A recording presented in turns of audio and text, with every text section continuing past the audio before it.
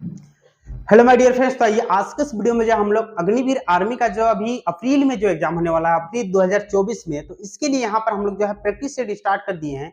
और ये जो प्रैक्टिस सेट आपको करा रहे हैं यहाँ पर बहुत ही इंपॉर्टेंट क्वेश्चन को हम लेके आए हैं और ये आने वाले जो अभी एग्जाम है उसके लिए संभावित क्वेश्चनों में से एक है। तो चलिए आप लोग जो है वीडियो पे बने रहिएगा। यहाँ पर हम फुल आपको प्रैक्टिस सेट कराएंगे, फुल आपका यानी 50 नंबर का। तो चलिए हम लोग देखते हैं। यहाँ पर देखिए पहला क्वेश्चन यहाँ पर स्क्रीन पे है। अगर आपको आंसर आता है इसका तो आप लोग कमेंट कर सकते हो। तो चलिए हम लोग देखते हैं। देखिए विश्व स्वास्थ्य दिवस कब मनाया जाता है? क्या क्वेश्चन है? विश्व स्वास्थ्य दिवस कब मनाया जाता है? तो देखिए आप लोगों को पता होना चाहिए कि विश्व स्वास्थ्य संगठन यानी WHO, क्या WHO, तो WHO की स्थापना जो हुई थी ये आपका 7 अप्रैल 1948 को हुई थी। कब? 1948, 7 अप्रैल 1948 को। और WHO यानी वर्ल्ड हेल्थ ऑर्गेनाइजेशन, इसका मुख्यालय कहाँ है? तो इसका मुख्यालय अगर आपको पूछेगा तो कहाँ पर है? जेनेवा। कहाँ? याद रखिएगा, जेनेवा, स्विट्जरलैंड में।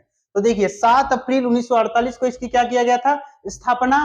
तो इसका मुख्यालय अगर आपको पूछेगा तो कहाँ है? जेनेवा। जेनेवा कहाँ पड़ता है? स्विट्जरलैंड में पड़ता है। तो चलिए हम लोग समझ गए कि इसका जो आंसर होगा क्या होगा? 7 अप्रैल। यानी विश्व स्वास्थ्य दिवस कब मनाया जाता है? 7 अप्रैल अभी आने वाला है। चलिए अब नेक्स्ट चलते हैं। देखिए हाँ यहाँ पर आइए, दूसरा क्वेश्चन देखिए, गुलाम वंश के संस्थापक कौन था? गुलाम वंश आप लोगों को पता होना चाहिए कि दिल्ली सल्तनत का जो आपका पहला वंश था वो था क्या? गुलाम वंश। और गुलाम वंश की स्थापना करने वाला जो व्यक्ति थी वो था कौन? कुतुबुद्दीन ऐबक। क्या नाम बता रहे हैं? कुतुबुद्दीन ऐबक। इसने जो है गुलाम वंश की स्थापना ये कब किया था? तो 1206 ईस्वी में गुलाम वंश की स्थापना किया था। अगर ईस्वी पूछेगा तो कितना? 1206। गुलाम वंश की स्थापना कब हुई थी? तो 1206 ईस्वी में। किसने? कुतुबुद्दीन ऐबक के द्वारा। और इसी ने कुतुब मीनार की भी नींव डाला था। किसका? कुतुब मीनार। याद रखिए, कुतुब मीनार। और कुतुब मीनार जो देख रहे हो ये कहां पर है? ये आपका दिल्ली में है। ये यहाँ पर देखिए 2-3 तरह का आपका क्वेश्चन यहाँ पर आपको मिल जाएगा। कुतुब मीनार अगर आपको पूछेगा कहां पर है तो ये दिल्ली में है। इसका नींव किसने डाला था? तो कुतुबुद्दीन ऐबक ने ही डाला था। तो देखिए यहाँ पर 1206 कब स्थापना हुई थी गुलाम वंश की? 1206 किसने किया था? कुतुबुद्दीन ऐबक ने। और देखिए इसका काम, कुतुब मीनार की नींव तो डाला था किसने? कुतुबुद्दीन ऐबक ने, लेकिन इसको पूरा किसने किया था? इल्तुतमिश। अगर आपको पूछेगा पूरा किसने किया था? इल्तुतमिश ने इसको कंप्लीट किया था। चलिए अब हम लोग नेक्स्ट क्वेश्चन की ओर चलते हैं। तो इसका समझ में आ गया होगा, गुलाम वंश का संस्थापक कौन था? कुतुबुद्दीन ऐबक। नेक्स्ट आते हैं। देखिए तीसरा क्वेश्चन, यहां पर बोर्ड में देखिए, सौरमंडल का सबसे बड़ा ग्रह कौन सा है? सौरमंडल यानी हमारे जो सौर परिवार है उसकी सबसे बड़ी ग्रह का आपको नाम बताना है। तो सौरमंडल का सबसे बड़ा ग्रह देखिए यहाँ पर क्या है? बृहस्पति। ये जो देख रहे हैं ये सौरमंडल का सबसे बड़ा ग्रह है। सौरमंडल में अभी वर्तमान में कितने ग्रह है पूछेगा तो ग्रह लिखिएगा, क्या ग्रह नहीं, ग्रह। ठीक है, ग्रह। तो सौरमंडल में सबसे कितने ग्रह है अगर आपको पूछेगा तो अभी जो है वर्तमान में 8 ग्रह है। कितना? 8। पहले कितना था? 9। तो एक को ग्रह की श्रेणी से हटा दिया गया है। तो अभी वर्तमान में अगर आपको पूछेगा तो कितना? 8 ग्रह। दूसरा देखिए यहाँ जो क्वेश्चन पूछा है कि सबसे बड़ा ग्रह कौन सा है, तो सबसे बड़ा ग्रह कौन है? बृहस्पति। अब मंगल देखिए, इसको लाल ग्रह कहा जाता है। क्या कहा जाता है? लाल ग्रह। पृथ्वी के बारे में पूछेगा तो इसको नीला ग्रह कहा जाता है। क्या? नीला। और ये जो देख रही है सबसे चमकीला ग्रह है। शुक्र क्या है? सबसे चमकीला ग्रह आपको पूछेगा। तो देखिए यहाँ पर राइट आंसर क्या? तो ये बृहस्पति। चलिए आगे बढ़ते हैं। हाँ ये देखिए नेक्स्ट क्वेश्चन 4 नंबर, भारत की सबसे चौड़ी नदी कौन सी है? भारत की सबसे चौड़ी नदी, सबसे लंबी तो कौन है? ये देखो गंगा सबसे लंबी। और जबकि ब्रह्मपुत्र जो देख रही है सबसे चौड़ी नदी है। क्या है? ब्रह्मपुत्र सबसे चौड़ी नदी, याद रखिएगा। नेक्स्ट जमुना जो देख रहे हैं ये सबसे लंबी सहायक नदी है। अगर आपको पूछेगा कि सबसे लंबी सहायक नदी, सहायक नदी में सबसे लंबी कौन है तो जमुना। कौन है? जमुना। और ये देख रहे हो गंगा सबसे लंबी नदी है। गंगा नदी की अगर आपको लंबाई पूछेगा तो 25-25, कितना? 25-25 मीटर, या कहीं आपको मिलेगा किलोमीटर, और कहीं आपको मिलेगा 25-10। तो आप ऑप्शन देख के आप टिक लगाइएगा। ठीक है, तो ये देखिए गंगा नदी की लंबाई अगर आपको पूछेगा तो कितना? ये आपका क्या है? भारत की सबसे लंबी नदी है। जबकि ये क्या चौड़ी, सबसे चौड़ी नदी अगर आपको पूछेगा तो कौन है, ब्रह्मपुत्र। ब्रह्मपुत्र का एक मुख्य यहाँ पर और एक क्वेश्चन बनता है कि ब्रह्मपुत्र नदी पे ही विश्व का सबसे बड़ा नदी द्वीप भी बना है, जिसका नाम क्या है, माजुली। याद रखिए, क्या नाम बता रहे हैं, माजुली। ये कहाँ पर है, तो ये आपका असम में, ठीक है। यानी अगर आपको पूछेगा कि विश्व की सबसे बड़ी नदी द्वीप, इसका निर्माण कहाँ पर हुआ है, तो ये आपका ब्रह्मपुत्र नदी पे। तो चलिए अब हम लोग नेक्स्ट क्वेश्चन की ओर बढ़ते हैं। देखिए यहाँ पर देखिए 5 नंबर का आपके पास स्क्रीन में क्वेश्चन आया हुआ है और इसको हम लोग देख लेते हैं। सबसे पहले 5 नंबर, बोर्ड में ध्यान दीजिएगा। नेक्स्ट देखिए, नासिक किस नदी के तट पर स्थित है, क्या नाम बता रहे हैं, नासिक। नासिक आप लोग को पता होना चाहिए कि ये आपका महाराष्ट्र में, ये आपका अंगूर के लिए फेमस जगह है। कहाँ, महाराष्ट्र में अंगूर के लिए। और नासिक जो देख रहे हो, गोदावरी नदी का जो देख रहे हो, उद्गम मुख्य रूप से आपका नासिक से ही हुआ है। और नासिक का कौन सा जगह आपको पूछेगा तो त्रिवेंग गांव, कौन सा, त्रिवेंग गांव से हुआ है, त्रिवेंग गांव, ठीक है।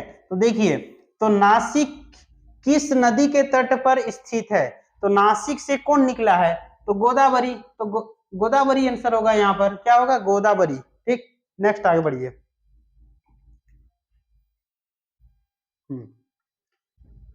देखिए ये क्वेश्चन है, देखिए, असहयोग आंदोलन गांधी जी के द्वारा कब शुरू किया गया, असहयोग आंदोलन गांधी जी के द्वारा कब शुरू किया गया। तो असहयोग आंदोलन आप लोग को पता होना चाहिए कि इसकी जो शुरुआत हुई थी ये कब, 1920 में किया गया था। कब किया गया था, 1920। क्यों किया गया था, तो देखिए यहाँ पर 1919 में आप लोग को पता होना चाहिए कि जालियांवाला बाग हत्याकांड हुआ था, 13 अप्रैल 1919, 13 अप्रैल, कब, 13 अप्रैल 1919 को जालियांवाला हत्याकांड,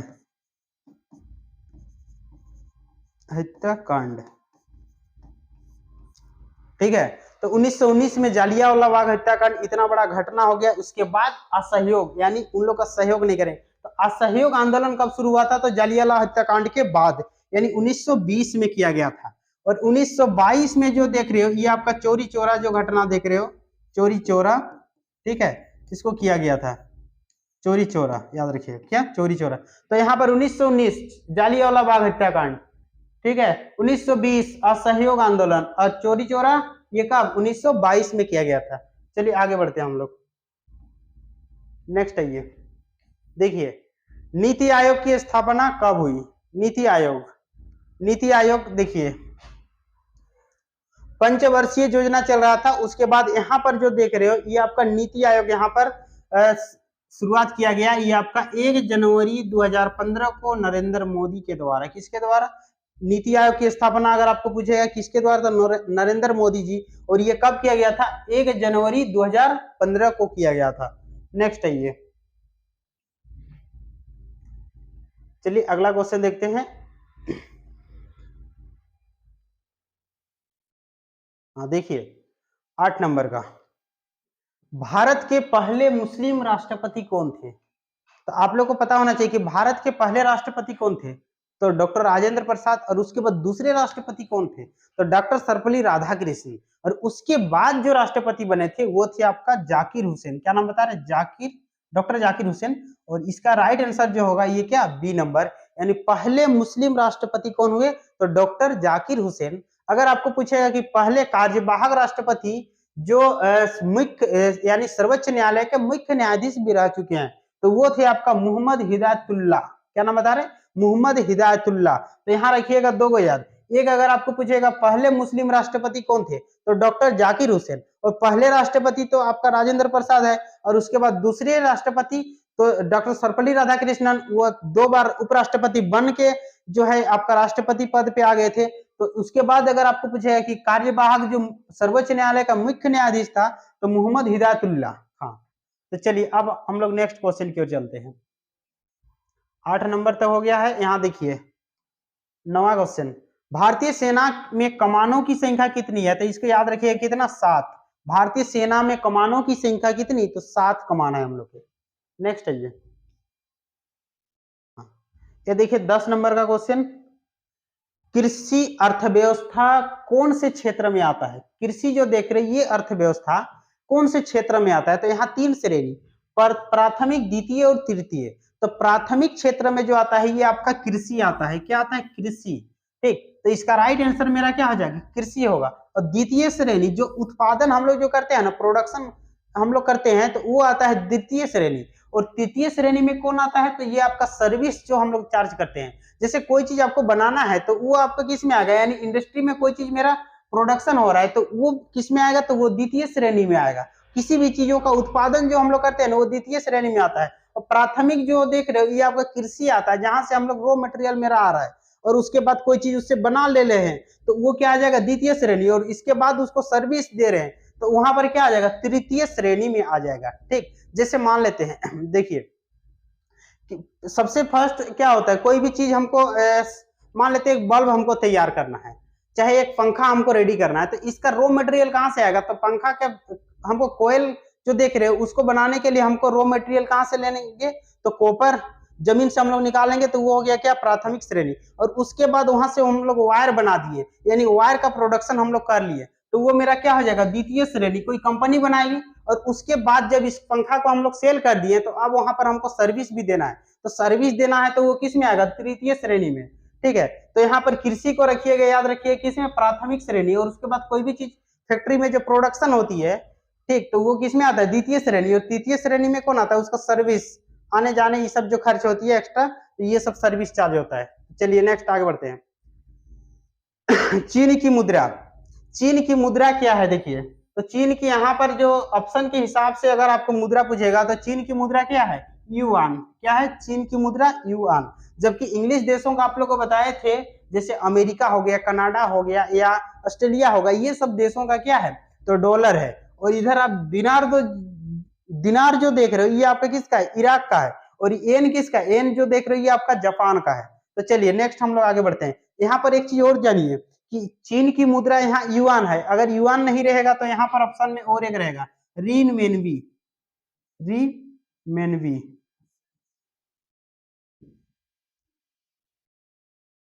रिमेनबी क्या रहेगा? रिमेनबी। ठीक है, तो रिनमेनबी क्या रहता है? रिनमेनबी। अगर युआन ऑप्शन में आपका नहीं रहेगा तो वहां पर रिनमेनबी आपका रह सकता है। तो चलिए अब हम लोग नेक्स्ट जाते हैं। यहाँ देखिए 12 नंबर का क्वेश्चन आप लोग ध्यान दीजिए। यहाँ पर मौलिक अधिकार कौन से देश से लिया गया है? मौलिक अधिकार, हमारे देश की जो मौलिक अधिकार है वो किस देश के संविधान से हम लोग लिए हैं? तो मौलिक अधिकार जो देख रहे हो ना, ये हम लोग यूएसए से लिए हैं। किस देश से? यूएसए। जबकि मौलिक कर्तव्य जो देख रहे हो ये आपका रूस से लिया गया है। मौलिक कर्तव्य अगर आपको पूछेगा, कर्तव्य, तो ये किस देश से लिया गया है? रूस से। और जबकि मौलिक अधिकार किससे लिए हैं? तो यूएसए यानी संयुक्त राज्य अमेरिका। और ब्रिटेन से क्या लिए हैं? तो एकल नागरिकता। क्या लिए हैं? एकल नागरिकता, जो इंपॉर्टेंट है, एकल नागरिकता। नागरिकता, इसके अलावा भी बहुत सारे हैं। तो मुख्य चीज ध्यान रखिएगा कि मौलिक कर्तव्य अगर आपको पूछेगा तो रूस से लिए हैं, और जबकि मौलिक अधिकार कहां से लिए हैं? तो मौलिक अधिकार जो देख रही है आपका अमेरिका से लिया गया है। नेक्स्ट आइए,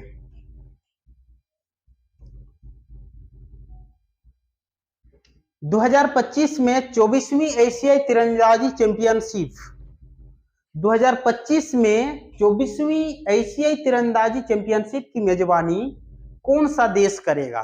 तो 2025 में जो देख रहे हो एशियाई चैंपियनशिप की जो आपका मेजबानी करने वाला है ये आपका कौन? बांग्लादेश। कौन सा देश है? हमारे जो पड़ोसी देश उनमें से बांग्लादेश इसकी मेजबानी करेगा। नेक्स्ट आइए, चलिए यहां तक हो गया आपका। नेक्स्ट आगे बढ़ते हैं।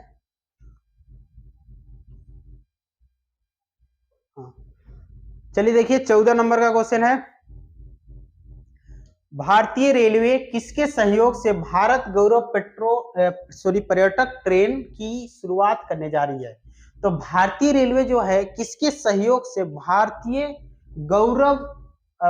गौरव पर्यटन ट्रेन की शुरुआत करने जा रही है? और ये जो देख रहे हो ये आप लोग नाम सुने होंगे, IRCTC।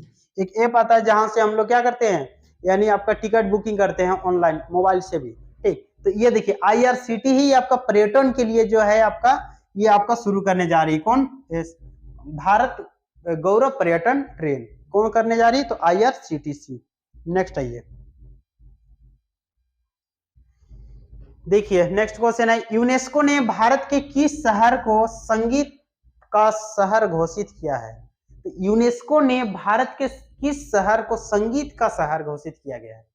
तो चलिए यहाँ पर देखिए ऑप्शन आपका क्या है, वाराणसी, जयपुर और लखनऊ, ग्वालियर, ये सब आपका ऑप्शन है। और आप लोग को एक चीज मालूम होना चाहिए, आप लोग व्यक्ति का नाम सुने होंगे, तानसेन, जो महान संगीतज्ञ तानसेन, ठीक है, वो आपका देखिए वो आपका किसके दरबार में रहता था? तो अकबर। तो देखिए यहाँ पर वो उसका जन्म जो हुआ था वो कहाँ पर? तो ग्वालियर। कहाँ पर हुआ था? ग्वालियर। तो इसीलिए देखिए यहाँ पर ग्वालियर जो देख रहे हैं, ग्वालियर शहर, इसको क्या घोषित किया है? संगीत शहर। किसके द्वारा? यूनेस्को। यूनेस्को का आप लोग को पता होना चाहिए कि इसके मुख्यालय कहाँ है? पेरिस यानी फ्रांस में। कहाँ है? पेरिस, फ्रांस में।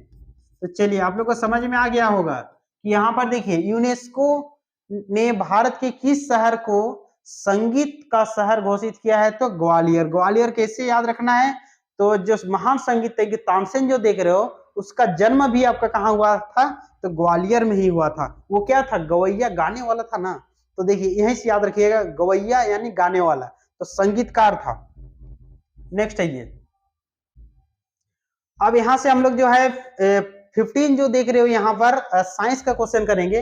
इससे पहले हम लोग जीके का कर लिए हैं। अब यहाँ से देखिए साइंस का क्वेश्चन। अब देखिए साइंस में पहला क्वेश्चन यहाँ पर स्क्रीन पे है आपका, निम्न में से कौन सा विटामिन जल में घुलनशील है? तो यहाँ विटामिन दो तरीके से घुलनशील होता है, एक जल और दूसरा वसा के साथ घुलनशील। और यहाँ पर जल में घुलनशील जो विटामिन देख रहे हो वो विटामिन है आपका विटामिन सी। ये खट्टे पदार्थों में पाया जाता है, तो ये आपका जल में घुलनशील है, यानी जल के साथ ये घुला हुआ रहता है। और बाकी जो देख रहे हो ये के आपका देख रहे हो, फिर आपका डी देख रहे हो, ये ए देख रहे हो, ये सब किसका? वसा के साथ घुलनशील होगा। ये आपका ज्यादातर आपका क्या तेलीय पदार्थों में या सूर्य की रोशनी में प्राप्त होता है। फिर आपका विटामिन ए, ठीक, आपका क्या है के। तो यहाँ पर मेरा ये जल में घुलनशील अगर आपको पूछेगा विटामिन कौन है, तो विटामिन सी। क्यों? क्योंकि ये खट्टे पदार्थों में पाया जाता है, तो वो जल में घुलनशील होता है। नेक्स्ट है ये, हाँ, मलेरिया किसके कारण से होता है? तो यहाँ देखिए जीवाणु, प्रोटोजोआ, वायरस, कवक। तो आप लोगों को पता होना चाहिए कि मलेरिया जो है वो आपका कैसे होता है? मच्छर के काटने से होता है। तो मच्छर के क्या बोलेंगे उसको? परजीवी। परजीवी यानी मच्छर यहाँ पर काट के चला गया, तो इसके बाद ना यहाँ पर इंफेक्शन होता है और उस पूरे शरीर में आपका मलेरिया हो जाती है। तो देखिए, तो मलेरिया जो होता है वो प्रोटोजोआ, प्रोटोजोआ यानी परजीवी से होता है। किससे? परजीवी, परजीवी, ठीक है। यानी मलेरिया अगर आपको पूछेगा किससे होता है, तो प्रोटोजोआ। किससे होता है? प्रोटोजोआ। नेक्स्ट है ये, विटामिन का आविष्कार किसने किया था? तो विटामिन का आविष्कार आप लोग को पता होना चाहिए किसने किया था? फंक ने। किसने? फंक। याद रखिएगा इसको, विटामिन का आविष्कारक फंक। नेक्स्ट, चलिए यहां पर देखिए 19 नंबर का क्वेश्चन, कार्य बल और विस्थापन के बीच संबंध क्या है? तो W याद रखिएगा किसके लिए? कार्य, F बल, और D जो है ये क्या? विस्थापन। विस्थापन क्या है? विस्थापन। तो यहाँ देखिए एक फॉर्मूला होता है W is equal to F D. क्या होता है? F D. तो इसी को याद रखिएगा। जब एंगल का कंडीशन जब होता है ना, तो यहाँ पर आपका cos थीटा होता है। तो यहाँ पर W इज इक्वल टू क्या है? एफ डी, यानी F इंटू डी। कार्य बराबर क्या होता है? बल गुना विस्थापन। देखिए कार्य बराबर क्या होता है? बल गुना विस्थापन। बल लगाएंगे और उसी दिशा में या वो उसी दिशा में क्या हो जाएगा? डिस्प्लेस, यानी कुछ दूर चला जाएगा, तो वो कार्य होगा। और वो डिस्प्लेस नहीं होगा, यानी डी अगर आपका जीरो, तो यहाँ पर कार्य जीरो हो जाएगा। ठीक, तो यहाँ पर ये इसका फॉर्मूला कौन सा है? तो W is equal to F D. क्या हो जाएगा? W is equal to F D, याद रखिएगा। नेक्स्ट आगे बढ़ते हैं, इधर आइए। अब क्वेश्चन यहाँ देखिए आगे,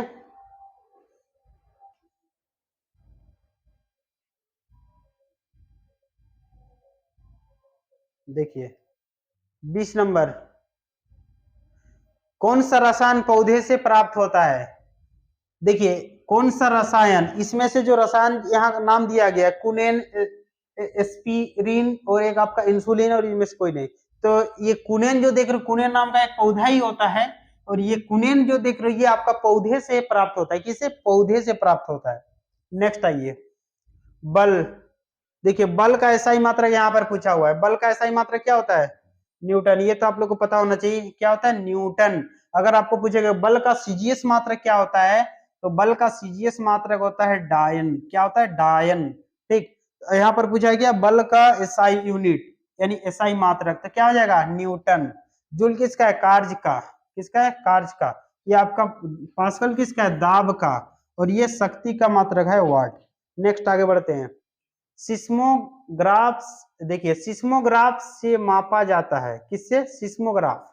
सिस्मोग्राफ जो देख रहे हो ये आपका भूकंप मापने वाला यंत्र है, किस, क्या मापने वाला, भूकंप मापने वाला, सिस्मोग्राफ। ठीक, सिस्मोग्राफ क्या पूछेगा, तो ये भूकंप मापने वाला यंत्र, यानी भूकंप की तीव्रता मापता है, क्या मापता है, भूकंप की तीव्रता। कहीं कल आपका सिस्मोग्राफ नहीं रहेगा तो वहां पर क्या रहेगा, रिक्टर स्केल, याद रखिएगा क्या रहेगा, रिक्टर स्केल।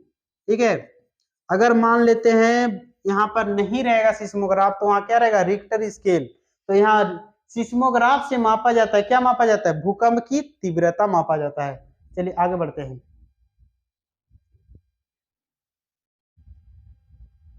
देखिए कार्य का विमीय सूत्र क्या है, तो अभी हम लोग देखे थे कार्य की फॉर्मूला क्या हुआ था, A S W is equal to F D. एफ का यानी बल का फॉर्मूला होता है एम ए, और इधर डी तो डिस्टेंस है आपका। यहाँ पर देखिए इसका अगर हम निकालना चाहेंगे तो एम के लिए तो केजी होगा, और ए क्या है, त्वरण है, तो ये मीटर पर सेकंड स्क्वायर होता है, क्या होता है, मीटर पर सेकंड स्क्वायर। और उसके बाद अगर हम देखेंगे यहाँ पर डी है, तो डी के लिए तो एम होगा, तो देखिए तो ऊपर में 2 एम आ गया, यानी केजी मीटर स्क्वायर पर सेकंड स्क्वायर। तो इसको अगर हम बीमा सूत्र के रूप में लिखेंगे तो इसको केजी के लिए हम लोग एम लिखते हैं, और मीटर के लिए हम लोग एल लिखते हैं, और एल का पावर यहाँ 2 है। और उसके बाद नीचे देख रहे हो समय यानी टी, तो नीचे है तो ये माइनस में चला जाएगा, यानी मेरा आंसर जो देख रहे हो ये आपका बी नंबर इसका आंसर होगा, क्या हो जाएगा, बी नंबर। इस तरह से आप लोग इसका बीमा सूत्र आप लोग तैयार कर सकते हो। नेक्स्ट आगे बढ़ते हैं। ये देखिए गति के कितने समीकरण होते हैं, तो गति के आप लोग को पता होना चाहिए कि गति के जो देख रहे हो ये आपका 3 समीकरण होते हैं। कितने समीकरण, 3 समीकरण। यहाँ देखिए गति के कितने समीकरण, 3। देखिए v is equal to U plus A T, दूसरा s is equal to U T plus half A T square होता है। उसके बाद तीसरा एक होता है v स्क्वायर बराबर यू स्क्वायर प्लस 2as। तो गति के कितने समीकरण, याद रखिएगा 3 समीकरण। कहीं कल आपको ये क्वेश्चन आपको दे देगा इनमें से कौन सा गति का समीकरण नहीं, तो ये तीनों याद रखिएगा, पहला, दूसरा और तीसरा। चलिए आगे बढ़ते हैं।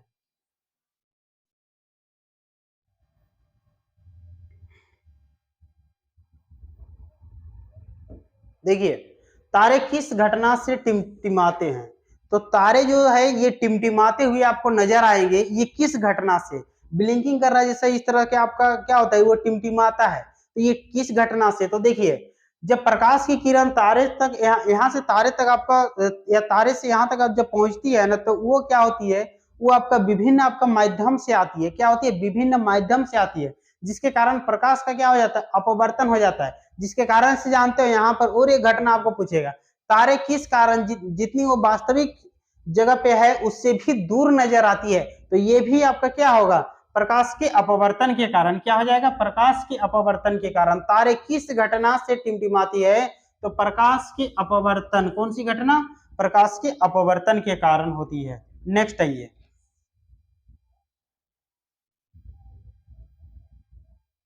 देखिए 26 नंबर, 1 हॉर्स पावर किसके बराबर होता है, तो 1 हॉर्स पावर जो देख रहे हो ना ये आपका 746 वाट होता है। 1 हॉर्स पावर में कितना होता है, 746 वाट, कितना होता है, 746 वाट।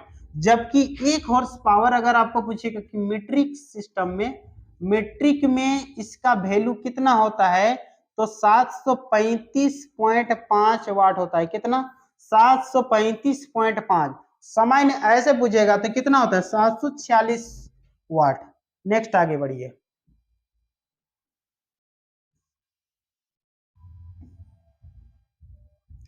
चलिए 27 नंबर का क्वेश्चन है आपके पास, ठीक है, इसको भी हम लोग देखते हैं। अब देखिए नीले लिटमस को लाल कर देता है, तो नीला लिटमस को लाल कौन करता है, ये देखिए ये अम्ल। अगर आपको पूछा कि नीले को लाल, लाल कौन कर रहा है, तो अम्ल करेगा। लेकिन अगर आपको पूछा कि लाल को नीला, लाल को नीला कौन करेगा, तो क्षार करता है, कौन करता है, क्षार। देखिए अम्ल लाल कर देगा, क्या कर देगा, लाल कर देगा, नीले को लाल।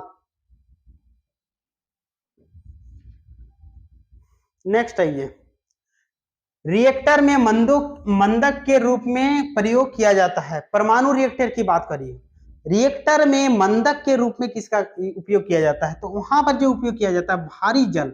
भारी जल का कहीं कल आपको रासायनिक सूत्र आपको दिया हो रहेगा D2O, क्या होता है D2O। दूसरा है इसका, अगर हम मान लेते हैं ये नहीं रहेगा तो वहां ग्रेफाइट रहेगा, क्या रहेगा, ग्रेफाइट का भी उपयोग किया जाता है, ग्रेफाइट। तो यहां पर किसका यूज किया जा रहा है, भारी जल का यूज किया जा रहा है। नेक्स्ट आगे बढ़िए, देखिए नेक्स्ट क्वेश्चन है, निम्न में से कौन सा अंग कोशिका का विद्युत गृह यानी कोशिका का ऊर्जा गृह किसे कहते हैं। तो देखिए ये जो पार्ट देख रहे हो ना माइटोकॉन्ड्रिया, इसे कोशिका का विद्युत गृह कहा जाता है, यानी इसका राइट आंसर क्या है, माइटोकॉन्ड्रिया। जबकि यहां देखिए लाइसोसोम, इसको आत्महत्या की थैली कहा जाता है, क्या कहा जाता है, आत्महत्या की थैली, की थैली। कोशिका की आत्महत्या की थैली किसे कहते हैं, तो राइसोसोम, ठीक। और एक देखिए राइबोसोम, इसको प्रोटीन की फैक्ट्री कहा जाता है, क्या, प्रोटीन की फैक्ट्री, प्रोटीन की फैक्ट्री, ठीक। तो यहां पर मेरा राइट आंसर क्या था, माइटोकॉन्ड्रिया। नेक्स्ट आगे बढ़िए, देखिए नेक्स्ट क्वेश्चन है, मनुष्य में गुणसूत्रों की संख्या कितनी होती है। मनुष्य में जो गुणसूत्र जो देख रहे हो ना, ये आपका 46 होता है, यानी 23 जोड़ा होता है, कितना, 23 जोड़ा। जोड़ा में अगर आपको पूछेगा तो कितना, 23 जोड़ा, तो 23 जोड़ा तो कितना हो जाएगा, 46 हो जाएगा। नेक्स्ट, अब देखिए यहां से आपका मैथ का क्वेश्चन आते हैं। अब इस सबको तो सोल्यूशन करना पड़ेगा, तो देखिए आप लोग यहाँ पर देखते चलिए इसको कैसे हम लोग सोल्यूशन करते हैं। पहला क्वेश्चन है, 12 और 30 का तृतीय अनुपात और 9 और 25 का मध्य अनुपात, तो तृतीय अनुपात और मध्य इन दोनों का निकाल देना। तो देखिए 12 और 30 का तृतीय अनुपात कैसे निकाल रहे हैं, यहाँ पर बोर्ड में ध्यान दीजिएगा आपको। 12 अनुपात कितना है, अच्छा 12 और किसका, 30 का ना, हाँ ठीक। तो इसको देखिए, इसको लिखने का तरीका देखिए, इसका तीसरा निकालेंगे तो जरूर है, तीसरा दिया हुआ नहीं है, तो यहाँ पर देखिए 12/30 बराबर 30/x, ये तीसरा हो जाएगा, ठीक है, क्या हो जाएगा, तीसरा। अच्छा इसको देखिए तरीका से देखिए, यहाँ पर इन दोनों को निकालेंगे कैसे, आप लोग उसको ध्यान दीजिएगा। पहले देखिए इसका तीसरा निकालना है, तो जरूर है तीसरा यहाँ पर दिया हुआ नहीं है, तो हम लोग क्या करेंगे, 12/30 समानुपात 30/x, ये तीसरा पद ले लेंगे इसको, ये हो जाएगा मध्य पद और ये हो जाएगा क्या, प्रथम पद। तो यहाँ 3 गो पद होगा इसमें, जिसमें एक होगा मध्य, ये आप सॉरी मध्य बोल रहे हैं पहला, और इसमें मध्य, और ये क्या होगा, तीसरा पद, ये हमको निकालना है। लेकिन इसमें देखिए, इसमें मध्य निकालना है, तो जरूर है मध्य नहीं दिया हुआ, पहला और तीसरा दिया हुआ है, तो इसमें क्या लिखेंगे, ना अनुपात x अनुपात समानुपात x अनुपात क्या लिखेंगे, 25। अब इसको कैलकुलेट करेंगे तो देखिए कैसे आता है इसका आंसर। तो यहाँ पर देखिए 12 बट्टा क्या लिखेंगे, 30 बराबर 30 बट्टा क्या हो जाएगा, x। तो 6 2 में 12 होता है, 6 5 में 30, और इधर 2 15 में, तो 15 5 में कितना हो जाएगा, 75। इसका आ गया कितना, 75। अब इसमें देखिए बीच वाला तो ऐसा हो जाएगा, x² बराबर 9 गुना कितना हो जाएगा, 25। अब x बराबर करेंगे तो क्या हो जाएगा, अंडर रूट 9 गुना कितना, 25 होगा यहाँ पर, हाँ। यहाँ से निकलेगा 3 और यहाँ से निकलेगा कितना, 5, तो कितना हो जाएगा 15। तो यहाँ पर लिखेंगे हम लोग 15, 15 1 में 15, 15 5 में 75, तो कितना हो गया, ये देखिए 5:1, कितना हो जाएगा, 5:1। नेक्स्ट आगे बढ़िए, नेक्स्ट क्वेश्चन देखिए 32 नंबर का क्वेश्चन देखिए, इसको आपको बना के बता रहे हैं। x y से 25% छोटा है, x y से कितना छोटा है, x y से 25% छोटा, तो यदि y 100 है तो ये 75 होगा, कितना होगा, 75 होगा। नेक्स्ट अगर हम देखेंगे यहाँ पर कि इससे ये कितना अधिक है, तो 25 से अधिक है ना, किससे अधिक है, इससे है, तो 25/75 गुना कितना हो जाएगा, 100। तो 25 3 में 100 होता है, 75 होता है। अब 100 में इसको 3 में 100 को भाग देंगे तो आपका आंसर हो जाएगा, क्या जानते हो, 33.1 बट्टा कितना, 3%। तो ये तुम्हारा आंसर हो जाएगा। नेक्स्ट आगे देखिए, नेक्स्ट क्वेश्चन चलते हैं। यहाँ देखिए, ये क्वेश्चन देखिए, ये आपको बना के दिखा रहे हैं। ठीक, देखिए 350 मीटर लंबी रेलगाड़ी 1250 मीटर लंबी सुरंग को 80 सेकंड में पार करती है। रेलगाड़ी की चाल क्या है? रेलगाड़ी की चाल निकालने बोला है। तो देखो यहाँ पर इसको क्या करना है, रेलगाड़ी की लंबाई जो देख रहे हो, ठीक है, और सुरंग की लंबाई दोनों को जोड़ देना है। 350 जोड़ 1250 और जो समय लगा उससे क्या करना है, इसको भाग दे देना है। तो इसको जोड़ेंगे तो 1600 हो जाएगा और उसके बाद इधर कितना 80। अब इससे क्या करेंगे, इसको काट दो, 8 2 में 16, तो 20 मीटर पर सेकेंड। यहाँ पर मीटर पर सेकेंड में आंसर है नहीं आपका, इसलिए क्या करना है, इसको किलोमीटर प्रति घंटा में बदलो। तो 20 गुना 18/5 करेंगे, 5 4 में 20, 5 4 में 20 होगा, 18 4 में कितना 72 किलोमीटर प्रति घंटा। तो यहाँ पर आंसर क्या हो जाएगा, यानी आपका सी नंबर। चलिए नेक्स्ट क्वेश्चन देखिए, देखो यदि 36 पुरुष एक काम को 25 घंटे में करते हैं, कितना 36 पुरुष, ये देखो ऐसे लिखना है इसको, 36 पुरुष कितना घंटे में, 25 घंटे में। तो बोल रहा है कि 15 पुरुष इसे कितना घंटे में करेगा, तो x घंटे में। ये समीकरण बन गया आपका, 5 3 में 15, 5 5 में 25, 3 से इसको काटिए, 3 1 में 3, 3 2 में 6, 12 5 में कितना हो जाएगा 60। कितना घंटा लगेगा, 60 घंटा। ये देखिए यहाँ पर आंसर आपका ए नंबर। ठीक, आगे बढ़िए। 8 के पहले 4 धनात्मक गुणांकों के औसत पूछा है। क्या पूछा है, 8 के पहले 4 धनात्मक गुणांकों के औसत क्या होगा। तो देखिए 8 1 में 8, 8 2 में 16, 8 3 में 24 और 8 4 में 32। यदि इन लोगों का औसत निकालेंगे तो इसका दो तरीका होता है। जैसे ऐसे सीरियल वाइज जब बढ़ेगा तो बीच वाला को जोड़ के आप 2 से भाग दे सकते हो, अन्यथा सभी को जोड़ के जितनी संख्या है उससे भी भाग दे के आंसर ला सकते हो। तो हम शॉर्ट में इसको निकाल रहे हैं, इसको जोड़ेंगे तो क्या होगा 40/2, तो कितना हो जाएगा 2 2 में 4 और 1 0। तो यहाँ पर देखिए, तो यहाँ पर आंसर क्या, सी नंबर यानी 20 यहाँ पर राइट आंसर हो जाएगा। नेक्स्ट आइए, ये देखिए 36 नंबर को बनाते कैसे हम लोग, यहाँ पर जो वैल्यू दिया हुआ है इसको देखिए, ये जो डाटा दिया हुआ है इसका यहाँ पर आंसर निकालने के लिए बोल रहा है। अब देखिए यहाँ पर सभी जो देख रहे हो ये क्या है, एक जैसा है, तो इसको हम ए मान लेंगे, और ये भी एक जैसा है तो इसको हम लोग क्या मान लेंगे, बी। यहाँ भी देखो तो ए, और यहाँ पर क्या है ए बी, ठीक, यहाँ पर क्या है बी है। तो इसको देखिए, इसको लिख सकते हैं हम लोग ए स्क्वायर माइनस, सॉरी ए स्क्वायर बोल रहे, ए क्यूब हो जाएगा ना, 3 गो है, ए क्यूब माइनस क्या हो जाएगा बी क्यूब, और नीचे देखिए A square plus A B plus क्या हो जाएगा बी स्क्वायर। यहाँ से ये 2 बार है ना, तो इसको बी स्क्वायर लिख सकते हैं, यहाँ भी 2 बार है ये, तो इसको ए स्क्वायर और ये ए बी।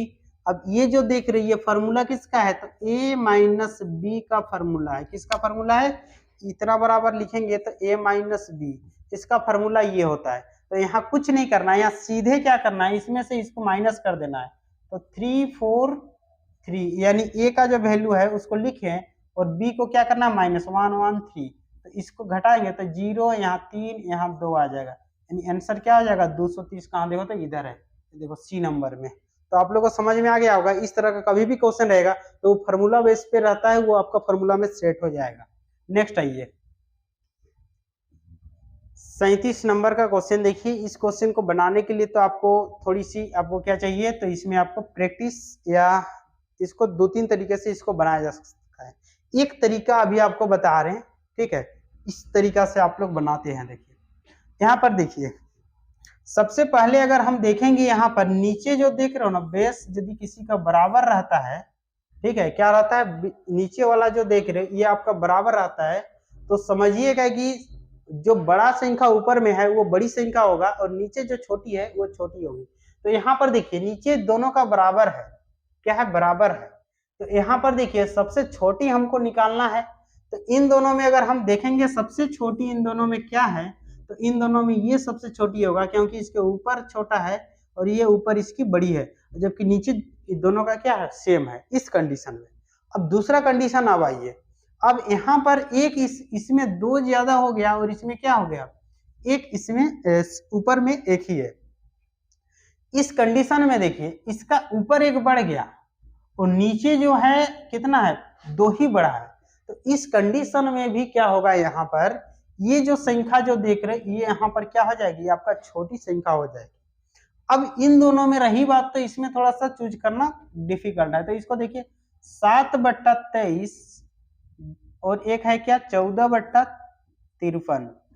ऐसा कभी भी आपको चूज करना रहेगा तो इधर मल्टीप्लाई कीजिए, और जिधर का वैल्यू ज्यादा होगा वो बड़ी होगी और जिधर का कम होगा वो छोटी होगी। तो देखो तो 7×3 में 21 और 7×5 में 35 और 2 37। अब इधर से गुना करते हैं, देखो तो 14×3 में कितना होता है 42 के 2 और इधर रहेगा कितना 4, 14×2 में 28, 28 और 4 कितना हो जाएगा 28 और 4 28 और 4 हो जाएगा आपका कितना 32। ये देखो, तो इन दोनों में अगर हम देखेंगे तो कौन, तो देखिए इस तरह से मेरा आंसर यहाँ पर क्या हो जाएगा 322, यानी आपका देखा जाए ये वाला आंसर हो जाएगा डी नंबर, यानी 14 बटा क्या हो जाएगा 53। नेक्स्ट आगे बढ़िए।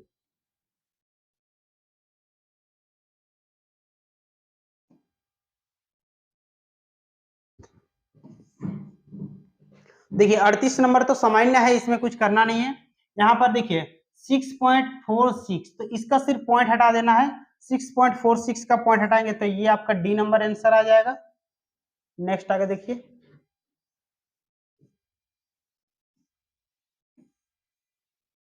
अब देखिए 39 नंबर का क्वेश्चन देखिए, तो यहाँ पर भिन्न दिया हुआ है और इसका एचसीएफ निकालने बोल रहा है। क्या निकालने बोल रहा है एचसीएफ, जबकि यहाँ पर देखिए 2, 8, 64 और 10, कभी भी एचसीएफ निकालने बोलता है ना तो ऊपर वाला का एचसीएफ निकाला जाता है। यानी भिन्नों का एचसीएफ अगर आपको निकालने बोलेगा तो अंशों का एचसीएफ निकाला जाता है। क्या निकाला जाता है, अंशों का एचसीएफ बट्टे हरों का एलसीएम। क्या करते हैं, हरों का एलसीएम। तो यहाँ पर देखिए इस फॉर्मूला से हम लोग बनाएंगे, तो ऊपर वाला का क्या करेंगे हम लोग एचसीएफ निकालेंगे। तो एचसीएफ निकालने का एक तरीका है, जैसे देखिए सबसे छोटी संख्या देखो, सबसे छोटी संख्या क्या है 2 है, और 2 से जो है सभी संख्या भाग लग जाएगी, 2 4 में 8, 2 64 भी, यानी 2 32 में 64, 2 5 में 64। तो इसका मतलब ऊपर में आपका 2 ही होगा, यानी अंशों का एचसीएफ क्या होगा 2 होगा, 2 से कम नहीं हो सकता है। ठीक, नेक्स्ट है नीचे वाला का एलसीएम निकाला जाता है। अब देखिए एलसीएम में भी हम लोग यहाँ पर संख्या देख लेते हैं और यही से हम लोग निकाल लेते हैं, आप निकाल सकते वाला करके। तो देखिए 3 से भी ये भाग जाएगा, 9 से भी जाएगा, 27 3 में 81 होता है, तो इसका नीचे क्या हो जाएगा 81। तो इस तरह से आपको डायरेक्ट शॉर्ट में निकालना रहता है, तो इसका आंसर क्या हो जाएगा 2/81। नेक्स्ट आइए 40 नंबर का क्वेश्चन देखिए, यहाँ पर बना रहे हैं।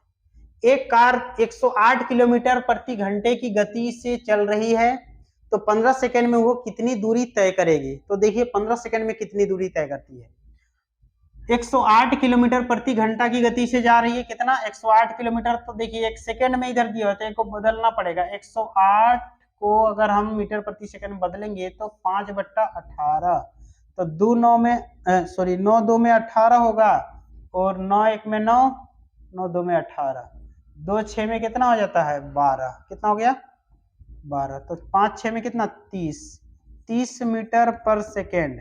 कितना सेकेंड हमको जाना है, तो 15 सेकेंड जाना है, गुना कर दीजिए, 15 3 में कितना हो जाएगा 45 और एगो 0, 450 मीटर दूरी तय होगी। तो देखिए सी नंबर आंसर आपका हो जाएगा। नेक्स्ट आइए 41 नंबर, कितनी धनराशि 10 वर्षों में 5% साधारण ब्याज पर 120 रुपया ब्याज देगी। तो ये आप 2 फॉर्मूला आप लोग को बताए थे, इसमें एक एस आई बराबर क्या होता है PRT/100, इस फॉर्मूला से इसको पुट कर सकते हो। एस आई कितना हो जाएगा बोला 120, यहाँ 120 पुट कर दिए। पी हमको निकालना है, आर कितना है 5, और समय कितना है 10 बट्टा कितना हो जाएगा 100। अब देखिए यहाँ से 0 से 0 काट दिए, 5 से 5 2 में 10, अब इधर से गुना कर दो, 12 2 में कितना हो जाएगा 24, यानी 240 आंसर। यहाँ देखिए डी नंबर। समझ में आ रहा होगा आप लोग को। चलिए आगे बढ़ते हैं। ये देखिए 42 का 42 का देखिए साइन थीटा नीचे कोस थीटा दिया हुआ है, तो इसके यहाँ पर थीटा बराबर क्या होगा पूछा है।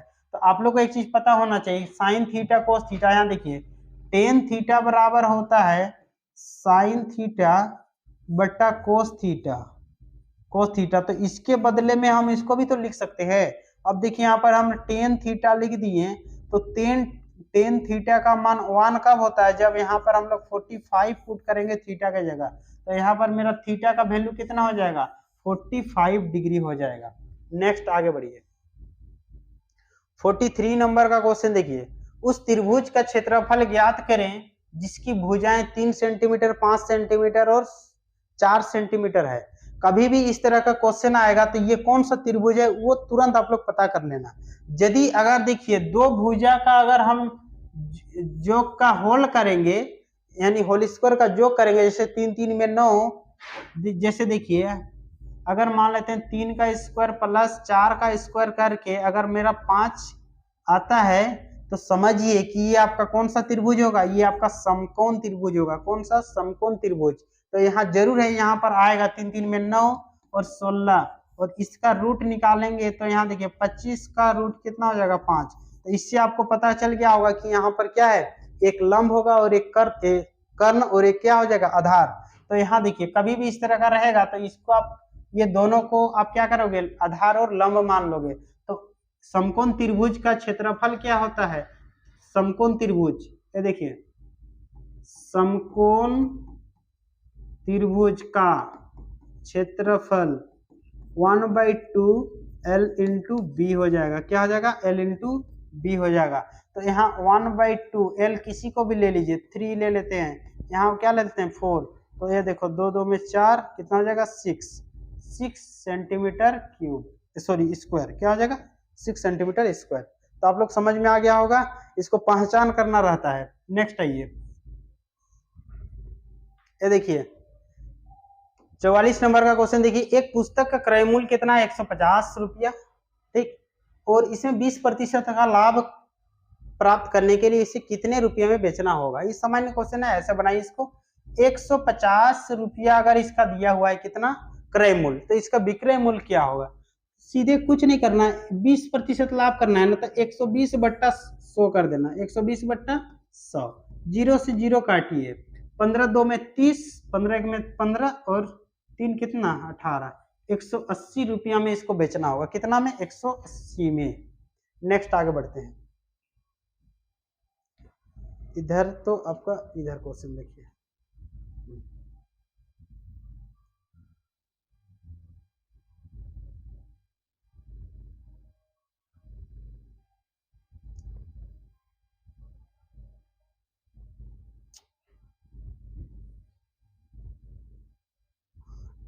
ये क्वेश्चन आइए 45 नंबर का देखिए,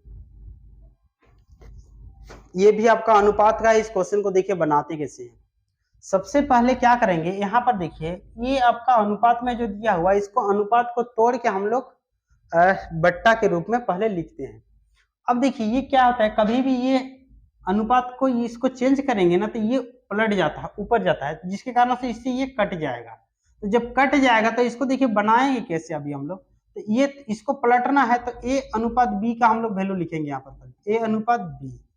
ए अनुपात बी बराबर जब करेंगे ना तो ये पलटेगा, क्या हो जाएगा पलट जाएगा, ये ऊपर चला जाएगा, तो इसको ये कटेगा, तो 2 4 में 8, तो यहाँ पर हो जाएगा 4 3, 4 अनुपात क्या हो जाएगा 3 हो जाएगा। उसी तरह से यहाँ पर हम लोग बी सी का निकालते हैं, क्या निकालते हैं बी सी का, तो बी सी में भी क्या हो जाएगा ये पलटेगा, यहाँ जो भी दिया हुआ है वो पलट जाएगा। एक मिनट, ये कितना दिया हुआ पता नहीं चल रहा है, रुक जाओ, हाँ 5, देखिए इसको देखिए यहाँ पर एगो, चलिए हम आपको करके दिखा रहे हैं कैसे ये पलटता है पहले, ठीक। ए अनुपात बी बराबर 1/2, और अनुपात जो होगा ना ये गुना में ले जाएंगे तो ये 8 यहाँ पर 3 हो जाएगा, तो 2 4 में 8 हो जाएगा, तो यहाँ पर कितना हो जाएगा 4, नीचे आपका 3 है तो 4 अनुपात 3 हो जाएगा। तो ए अनुपात बी बराबर ये वैल्यू आ गया आपका इसी तरह से हम यदि मान लेते हैं इधर वाला को करते हैं b अनुपात c, तो ये भी आपका 1/3 है और इधर गुना ले जाएंगे तो 9 ऊपर चला जाएगा, 5 नीचे, 3 3 में 9, तो यहाँ पर कितना आ जाएगा 3:5, यानी b अनुपात c कितना आ जाएगा 3:5। अब देखिए उसके बाद ये भी आपका उसी तरह का काम होगा, c अनुपात d 5/6 और गुना में ले जाएंगे तो 4/3 हो जाएगा, जिसके कारण यहाँ पर 2 3 में 6 और 2 2 में 4, तो 10 बट्टा कितना 9, तो इसको हम लिख सकते हैं 10:9। अब देखिए ये आपका वैल्यू आपको मिल गया इस तरह से, a अनुपात b कितना मिला 4 3 और b अनुपात c कितना मिला 3 5 और c अनुपात d कितना मिला, तो ये 10:9। कभी भी देखिए ए बी सी निकालना रहता है तो देखिए ए का वैल्यू 4 है और बी का दोनों जगह 3 है, तो बी का तो वैल्यू 3 ही होगा, तो ए बी सी तो मेरा कितना ए अनुपात बी अनुपात सी अगर हम लिखेंगे तो 4 3 5, क्योंकि ये बी का दोनों जगह सेम है इसीलिए यहाँ पर भी आपका इसमें कुछ करने की आवश्यकता नहीं है। लेकिन हाँ देखिए यहाँ पर सी का वैल्यू यहाँ पर 10 है तो इसमें गड़बड़ हो गया। अब देखिए यहाँ पर सी डी का वैल्यू नीचे लिखेंगे, सी अनुपात डी का वैल्यू, जिसके कारण से यहाँ पर सी का वैल्यू कितना हो जाएगा 10 और इधर 9। अब इसको इसके साथ गुना करेंगे, इसको इधर और इसको इधर गुना करेंगे, 10 4 में कितना हो जाएगा 40, 10 3 में 30, 10 5 में 50 और 5 9 में 45। अब यहाँ से कॉमन ले लेना है, 5 8 में 40 होता है, 5 6 में 30 होता है, 5 10 में 50 हो जाएगा, 5 9 में 45, ये तुम्हारा आंसर आ जाएगा। यानी इसका राइट आंसर क्या होगा, यहाँ देखो तो ए नंबर, क्या आ जाएगा ए नंबर। चलिए इसको आप नोट डाउन कर सकते हो। नेक्स्ट आइए, अब देखिए यहाँ पर 5 गो रीजनिंग का इसमें क्वेश्चन आता है, तो ये देखिए यहाँ पर क्वेश्चन कुछ यहाँ पर दिया हुआ है, अगर एक कूट भाषा में MACE को 5 लिखा जाता है और मास्टर को 7, तो इस सोल्यूशन के लिए आपको क्या कोड होगा।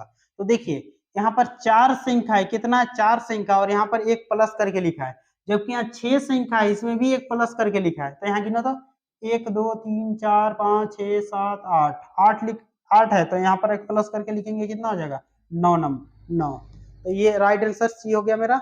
नेक्स्ट आगे देखिए इस क्वेश्चन को देखिए 47, राहुल का विद्यालय उसके घर से उत्तर पूर्व दिशा में है। कभी भी इस क्वेश्चन को बनाओगे तो इस तरह से देखिए, यहां से इधर जो होता है उत्तर पूर्व होता है, तो इसका घर से राहुल का विद्यालय उसके घर से, मान लेते हैं घर यहाँ है, घर यहाँ पर है और उसका विद्यालय यहाँ हो गया उत्तर पूर्व में, उत्तर पूर्व, ठीक है, उत्तर पूर्व में इसका विद्यालय हो गया। अब क्या पूछ रहा है, उसका घर उसके विद्यालय से किस दिशा में है। अब इसको सेंटर मानिए, तो यहां से ये किधर है, तो यहां से तो इधर जो देख रहे हो इधर क्या है, इधर आपका दक्षिण और पश्चिम क्या हो जाएगा दक्षिण पश्चिम, यानी इसका राइट आंसर क्या हो जाएगा, इसको सेंटर मानते हुए बोल रहा है। अभी इसको सेंटर माना था ना, अब यहाँ से इधर तो उत्तर पूर्व था, यहाँ रहेंगे सेंटर, तब इधर क्या होगा तो दक्षिण पश्चिम हो जाएगा, क्या हो जाएगा दक्षिण पश्चिम। तो आप लोगों को समझ में आ रहा होगा यहाँ तक। चलिए अब हम लोग नेक्स्ट चलते हैं, 48 नंबर का देखिए, 1,9, इस तरह से दिया हुआ है, तो ये देखिए यहाँ पर ये 1 का स्क्वायर है, ये 3 का है, ये 6 का है, ये 10 का है, तो कितना बड़ा है देखो तो 2 3 4, तो अगला कितना होना चाहिए 5, यानी 15 का स्क्वायर करो तो इधर कितना हो जाएगा 225। इसका आंसर देखिए यहाँ पर 225 यानी डी नंबर। नेक्स्ट देखिए हाँ 49 नंबर, इस क्वेश्चन को देखिए, यहाँ पर जो भी डाटा दिया हुआ है इसके अनुसार ये क्वेश्चन आपका सेट किया है। देखिए कैसे सेट किया उसको, ए का जो नंबर होता है ये कितना होता है 1 और डी का कितना होता है 4, आई 9 नंबर होता है, जे 10 नंबर और बी जो देख रहे हो यहाँ पर सॉरी इसको देख लेते हैं पहले 5 और ये कितना हो जाएगा 19। तो देखिए ये दोनों को जोड़ के यहाँ लिखा है कितना 5, ये दोनों को जोड़ के यहाँ लिखा है 19। तो इसी तरह से हम लोग यहाँ पर काम करेंगे, बी 2 नंबर होता है और डी 4 नंबर, दोनों को जोड़ेंगे तो क्या होगा 6, 6 में क्या है एफ, एफ और ये 7 नंबर 7 और इधर 8, 8 7 15, 15 में क्या आ जाएगा ओ, यानी मेरा राइट आंसर इधर गया, यानी सी नंबर तो चलिए अब हम लोग नेक्स्ट क्वेश्चन चलते हैं। यहाँ देखिए ये सेट का ये मेरा लास्ट क्वेश्चन है और ये आपका यहाँ पर 50 क्वेश्चन आपका कंप्लीट हो गया। अब देखिए ये क्वेश्चन को हम लोग बनाते हैं पहले।